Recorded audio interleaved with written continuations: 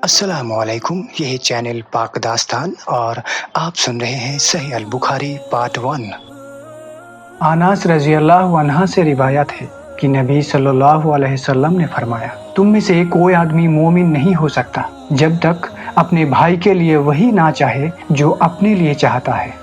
अबू हुरैरा रज़ी अल्लाह अन्हा से रिवायत है कि रसूल सल्लल्लाहु अलैहि वसल्लम ने फरमाया, मुझे कसम है उस अल्लाह की जिसके हाथ मेरी जान है, तुम में से कोई आदमी मोमिन नहीं हो सकता जब तक उसको मेरी मोहब्बत अपने बाप और औलाद से ज़्यादा ना हो जाए।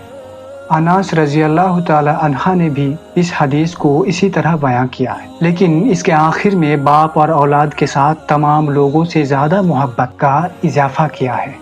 अनास रज़ी अल्लाह अन्हा से रिवायत है कि नबी सल्लल्लाहु अलैहि वसल्लम ने फरमाया, ईमान की मिठास उसी को नसीब होगी जिनमें 3 बातें होगी। एक ये कि अल्लाह और उसके रसूल सल्लल्लाहु अलैहि वसल्लम से उसको मोहब्बत सबसे ज़्यादा हो।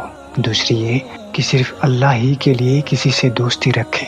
तीसरा ये कि दोबारा काफिर बनना उसे ऐसे ही नापसंद हो जैसे आग में झोंका जाना नापसंद होता है।